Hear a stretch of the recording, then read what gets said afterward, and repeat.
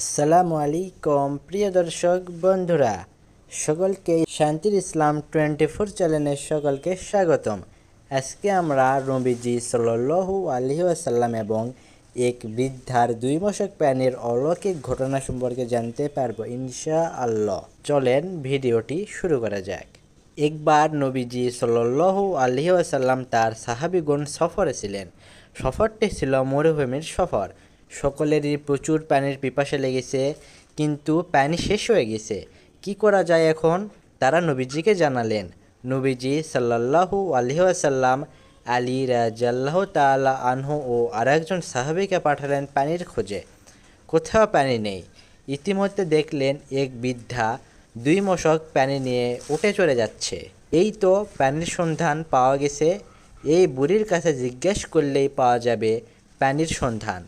কিন্তু হতাশ হলেন বুড়ি যখন বললেন, এখান থেকে পানির দূরত্ব 1 দিনের রাস্তা।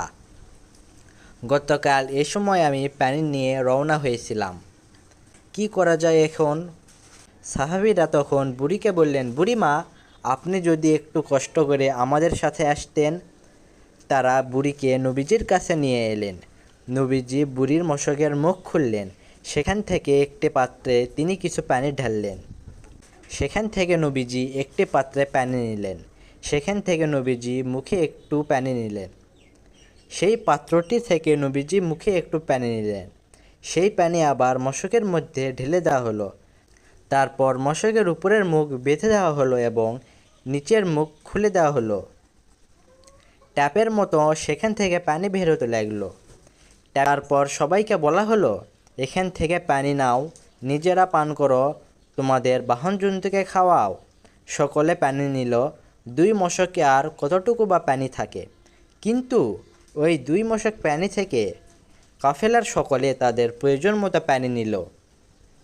যেভাবে আমরা কল থেকে পানি নেই, এমনকি সেই পানি থেকে কেউ কেউ নিজেদের গোসলের জন্য পানি নিল। বুড়ি দাঁড়িয়ে দাঁড়িয়ে সব দেখছিল আর অবাক হচ্ছিল। তার আর বিস্ময়ের সীমা রইল না। সামান্য 2টো মশকে আর কতটুকু বা পানি থাকে? কিন্তু তার চোখের সামনে এই 2 মশক থেকে শত শত মশক পানি নেওয়া হলো। এ দেখি আজব এক ঘটনা।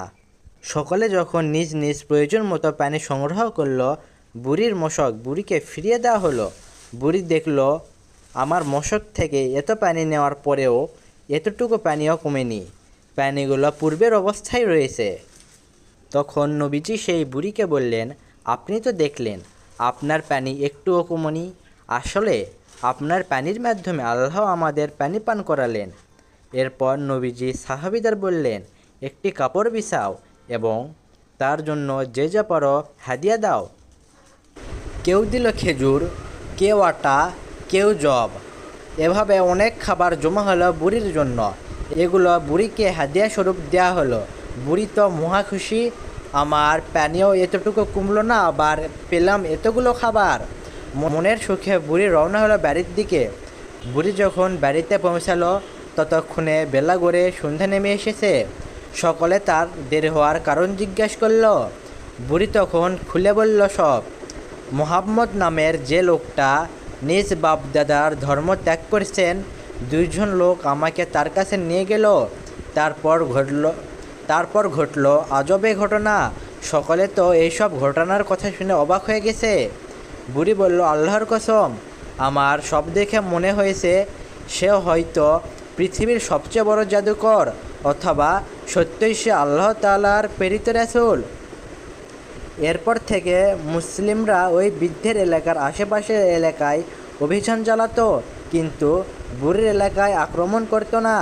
এই দেখে বুড়ি নিজ কওমকে বলল, আমার মনে হচ্ছে তারা ইচ্ছাকৃতভাবে আমাদেরকে এড়িয়ে যাচ্ছে, তোমাদের উপর আক্রমণ করছে না। তোমরা ভেবে দেখো ইসলাম গ্রহণ করবে কি না। তার কথাই সবাই রাজি হয়ে গেল এবং ইসলামের ছায়াতলে সকলে প্রবেশ করল। সকলে সুস্থ থাকবেন, ভালো থাকবেন। আল্লাহ হাফেজ।